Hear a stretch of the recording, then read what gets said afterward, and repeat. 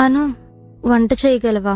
నేను పీరియడ్స్ లో ఉన్నాను, కొంచెం పెయిన్ గా ఉంది. నేను వంట చేయాలా? మన లేనప్పుడు ఎవరు చేస్తున్నారు?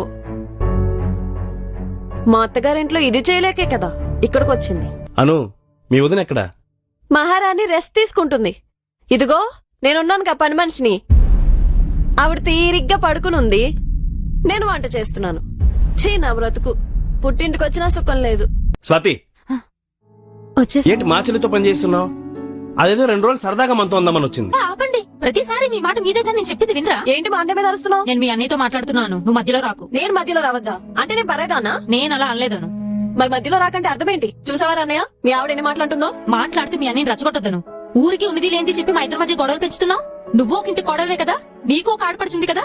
ఆ ప్రాబ్లం తెలిసి కూడా నువ్వు నన్ను బాధ పెట్టాలని చూస్తున్నావు. నేను నీకు ఎప్పుడైనా చెప్పానా? ఆయన నా కాపురం గురించి నీకెందుకు? నాకు తెలుసాను, మీ ఇంట్లోనే కాదు చాలా మంది ఇళ్లలో ఇదే తంతు. ఆ మాత్రం తెలీదా?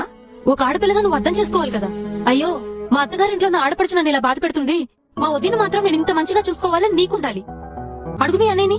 నువ్వు వస్తున్నావని కాల్ చేసినప్పటి నుంచి ఎంత హ్యాపీగా ఫీల్ అయ్యాను. నువ్వు వచ్చాక అలా ఉండాలి, ఇలా ఉండాలి, షాపింగ్ కి వెళ్ళాలి, కష్టసుఖాలు పంచుకుందామని ఎన్నిసార్లు అనుకున్నాను. కానీ నువ్వు మాత్రం అందరిలాగానే నువ్వు అనుకునే ఉంటావు కదా అను. మా ఆడపడుచు నాతో మంచిగా ఉంటే బాగున్ను అని. నువ్వు ఒక ఆడపడుచుగా వచ్చినప్పుడు నువ్వెలా ఉండాలను? వదిన మరదలంటే చాలు గొడవలు గొడవలు. అక్క చెల్లెలా కలిసి ఉండడానికి ఏమవుతుందను? మీ అక్కతో చెల్లితో ఎలా ఉంటామో మాతో కూడా అలా ఉంటే ఎందుకు బాగుంటాం చెప్పాను? ఏంటే మీ వదినన్న మాటలకు ఫీల్ అవుతున్నావా? ఎందుకు ఇలా బిహేవ్ చేశా అని బాధపడుతున్నాను.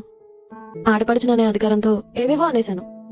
నేనే కాదు, అందరు ఆడపడుచులు చేసేది అదే. అమ్మలు కూడా అలానే ఉన్నారు.